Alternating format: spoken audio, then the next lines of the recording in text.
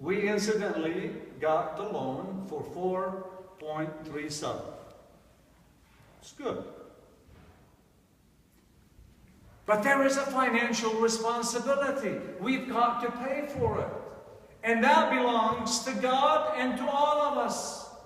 So it requires our commitment to do that. Their ministry here, to be honest with you, there is not much I do. There is not much I do.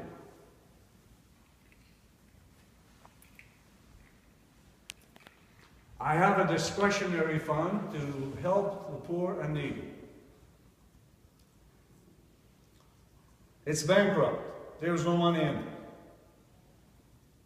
So, even when people contact me that I know they seriously need help, I can't help. The church needs to help in time of need, especially for our people. Charity begins at home, especially for our own people. And frankly, if we don't have it, we can't give it. But I wanted you to know that, because ministry of caring about God and His teaching and what the Lord is saying to us, He said, you need to think outside what's going to make you feel good and what is good for you and your family personally. He's not saying don't think about your family. He's saying, but you need to think more along with thinking about your family, caring about God and about His house and about the ministry of the church and how the church is going to do well. And the only way it'll do well when it's supported financially with love and prayers. Not just with money, with love and prayers. We need to support it with our prayers and our genuine support and love to see our ministry, the ministry of the church, prosper in this world. We do very little because we have very little. We do great and we do more because we have the means. And the communities who are faithful in their tithing and their giving, they prosper.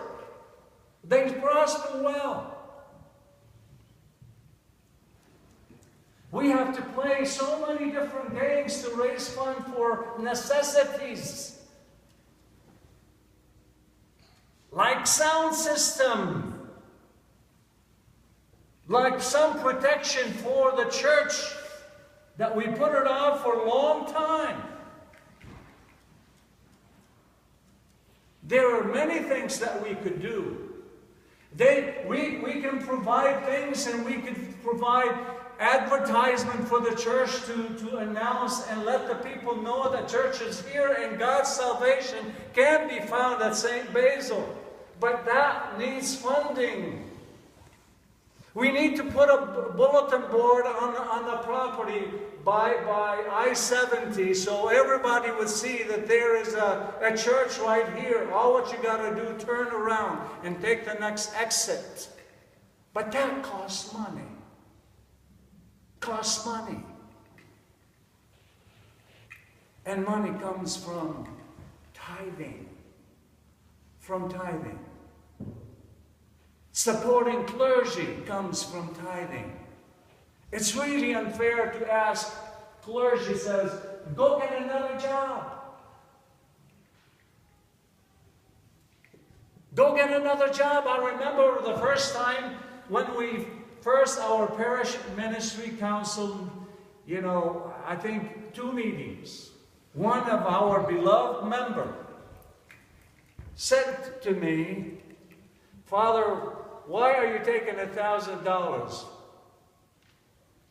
Which the money were coming mostly from my family. He said, why don't you give it to the church so we can buy a piece of property? I said, I think instead of asking the priest for a sacrifice, says, I'm willing to sacrifice with you. And my answer after that said, if we're faithful, God will provide.